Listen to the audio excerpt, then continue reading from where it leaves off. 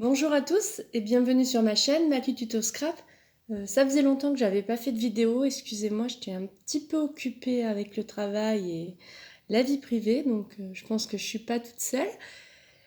Je vais profiter d'avoir un petit peu de temps libre, hein, les enfants un peu en vacances, pour pouvoir faire un petit tuto rapide, rassurez-vous rapide, hein. En fait, je sais pas si vous avez eu ce souci-là, mais la dernière fois j'ai voulu faire une carte shaker et j'arrête pas de voir partout des sequins. Je trouvais ça génial, ça brille, ça a l'air un peu épais, ça change des paillettes.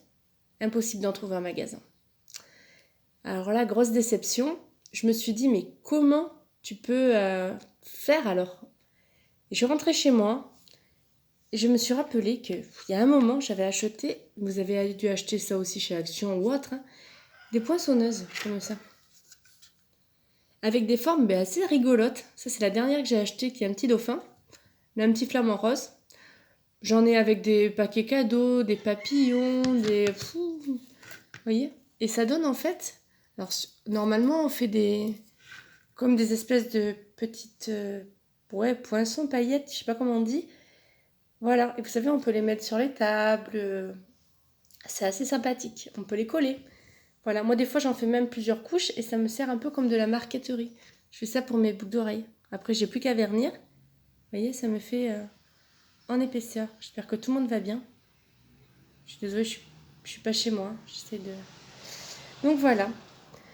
Et je me suis dit, mais comment tu peux faire? Et avec quoi surtout? L'idée est arrivée quand j'ai déballé l'emballage, tout simplement, de ma poissonneuse. Je me suis dit, attends, on va essayer. Alors l'avantage de cette technique, c'est qu'on peut recycler les chutes de papier. Et surtout, ça c'est cool, on peut s'en faire d'avance. Mettre ça dans des boîtes et quand on en a besoin, on l'a. Et donc, si ça veut tenir, voilà le résultat. Alors, vous remarquerez que l'arrière est pas très beau. Ça, petite erreur de débutant. Avant de poinçonner, on colle un papier derrière joli, n'importe lequel, hein, celui qui nous plaît.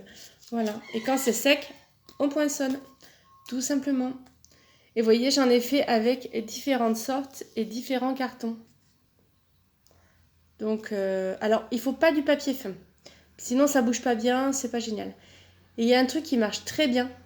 Alors, c'est bête, hein, c'est tout simplement les couvercles de pots de yaourt. Vous savez, des fois, si vous achetez des pots de yaourt en verre, ils ont des couvercles en alu.